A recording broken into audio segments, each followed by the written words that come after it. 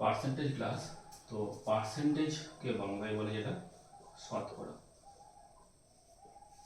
এখন এই পার্সেন্টেজ এর চিহ্ন হচ্ছে এটা, আর পার্সেন্টেজ ক্যালকুলেট করা হয় 100-র মধ্যে। ঠিক আছে, পার্সেন্টেজ মানে শতকরা, এটা তার চিহ্ন, আর এটা 100-র মধ্যে ক্যালকুলেট করতে হয়।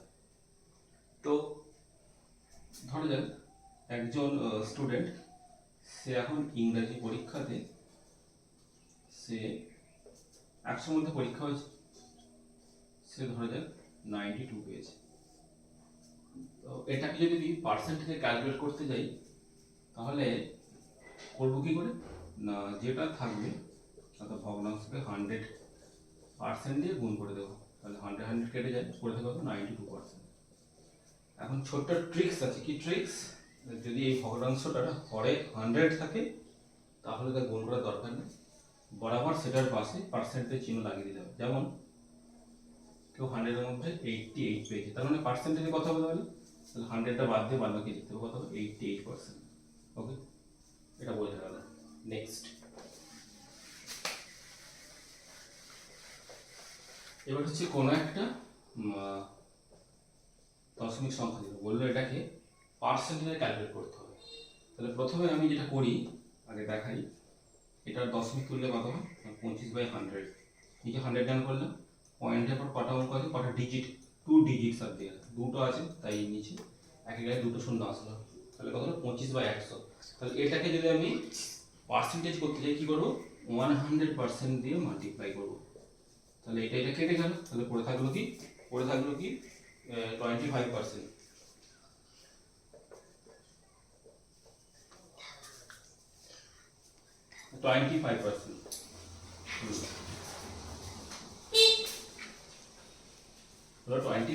ওকে, নেক্সট, এবার যদি হয় যে 25%কে আমরা, এবার প্রশ্নটা উল্টো আছে, কি বিপরীত আছে, বললো 25%কে দশমিক সংখ্যায় প্রকাশ করো। কি করো, দশমিকে প্রকাশ করো। তাহলে 25% মানে পার্সেন্টেজ তুলে কি করে, পার্সেন্টেজ তোলা মানে সেটাকে 100 দিয়ে ডিভাইড করো, 100 দিয়ে ভাগ, 25% মানে 25/100। তাহলে এটা ভাগ করলে কি হয়, তো একের গায়ে কটা শূন্য আছে, দুটো শূন্য, তাহলে ভাগ করলে দশমিক দু ঘর বাকি থাকবে, তাহলে এক ঘরে করে দেবো, তাহলে কত 0.25। এর আগে এটা শূন্য দেওয়া যেতেই পারে। ঠিক আছে, এই হলো ফ্যাক্টর। এবার হচ্ছে 12.38%, তাহলে এটাকে আমি পার্সেন্টেজ তুলে কি হবে, তাহলে কি হবে 12.38/100। এবার কি দশমিকের জন্য শূন্য উঠতে পারে, তাহলে কত হবে 1238/100, আর এর জন্য কটা, আর দুটো 100।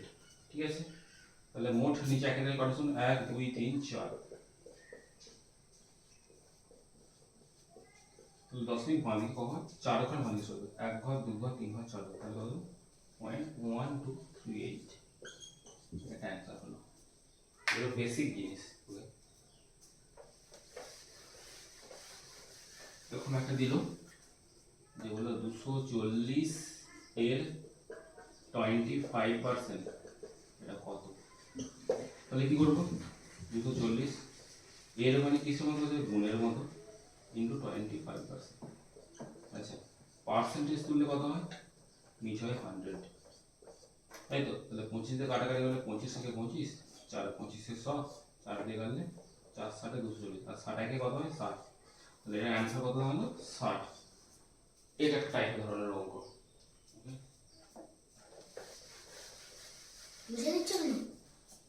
নেক্সট হচ্ছে আর একটা জিনিস শিখবো, সেটা হচ্ছে দেখা যাক, ধরা যাক এরকম একটা বললো যে x এর 10% সমান y এর 20%, তাহলে বললো x is to y সমান কত, এটা একটা কোশ্চেন আছে, তাহলে এটা সমাধান করবো কি করে, তাহলে x এর মানে গুণ চিহ্ন, 10% তুলে তবে কত হয় 100 হয়, আচ্ছা y ইন্টু 20%, তাহলে 20% তুলে কত হয়, নিচে 100 হয়, 100 100 কেটে গেল, 0 0 কেটে গেল, তাহলে x সমান কত 2y।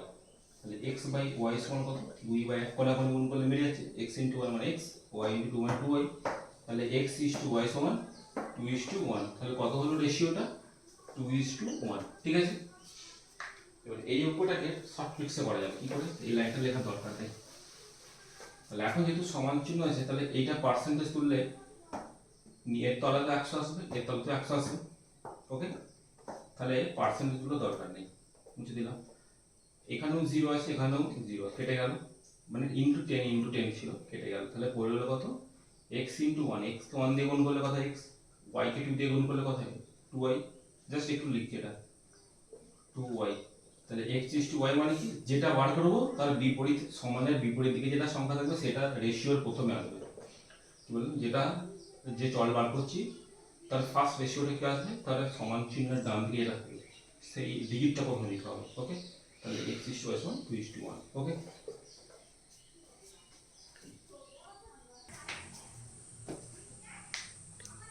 আচ্ছা, এবার একটা অঙ্ক দেখা যাক, নতুন ধরনের অঙ্ক, বাংলায় পাস করলে, ধরে কোনো একটা এক্সাম, সেখানে বাংলায় পাস করলো 53% শিক্ষার্থী, গণিতে পাস করলো 33% শিক্ষার্থী, আর উভয় বিষয়ে পাস করেছে 18% শিক্ষার্থী। প্রশ্নটা চেয়েছে মোট অনুত্তীর্ণ শিক্ষার্থীর শতকরা পরিমাণ কত। এগুলো আরো বড় হয়, আমি জাস্ট একটু ছোট্ট একটুখানি করে দেখাচ্ছি, তারপর আস্তে আস্তে বড় করে দেখানো হবে। আমরা আরেকবার করছি, বাংলায় পাস করেছে কত, 53%, গণিতে পাস করেছে 33%, উভয় বিষয়ে পাস করেছে 18%। বলেছে অনুত্তীর্ণ শিক্ষার্থীর শতকরা পরিমাণ, অনুত্তীর্ণ মানে ফেল করেছে। এখন এই যে বাংলায় পাস করাতে 53%, অঙ্কটা এইগুলোর মধ্যেই লুকিয়ে আছে। তো বাংলায় পাস করেছে 53%, এটার অর্থ হলো বাংলায় পাস করেছে, ঠিক আছে, তার সাথে কিছু গণিতে পাস করে এরকম কিছু আছে স্টুডেন্ট। গণিতে পাস করলো মানে 33%, তার মানে 33% শুধু গণিতে পাস না, গণিতে পাস তো আছেই, এর সাথে কিছু বাংলাও ঢুকে আছে। কারণ এখানে শুধু বলেছে গণিতে পাস করেছে করে, এখন গণিতে পাস করা মানে সেটা বাংলায় পাস করেনি এরকম তো নয়। তার মানে গণিতে পাস করা 33%, মানে গণিতে পাস করেছে প্লাস ইনক্লুডেড আছে বাংলায় পাস করা। উভয় বিষয়ে পাস করেছে মানে কি, বাংলা গণিত দুটো মিশিয়ে পাস করেছে, ওকে। আমাকে চেয়েছিল অনুত্তীর্ণ শিক্ষার্থীর শতকরা পরিমাণ। আমি অঙ্কটা করবো কি, এই অঙ্কগুলো দেখো। তাহলে বাংলায় পাস করা আর উভয় বিষয়ে পাস করা, উভয় বিষয় মানে কি, বাংলা গণিত দুটো মিলিয়ে আছে, তাহলে শুধু বাংলায় পাস করেছে কত। আমি অঙ্কটা এর মধ্যেই একটুখানি অ্যাডজাস্ট করে জাস্ট লিখে দিচ্ছি, শুধু বাংলায় তাহলে পাস করবে কত, তাহলে উভয় বিষয়টা বাদ দিলেই হবে। তাহলে 53 থেকে আমি বাদ দিয়ে দিই না 18, তাহলে কত হয়, 35%, ওকে। তাহলে শুধু গণিতে কত পাস করলো, কেবলমাত্র গণিতে, শুধু গণিতে পাস করলে 33 থেকে 18% বাদ দিয়ে দিই,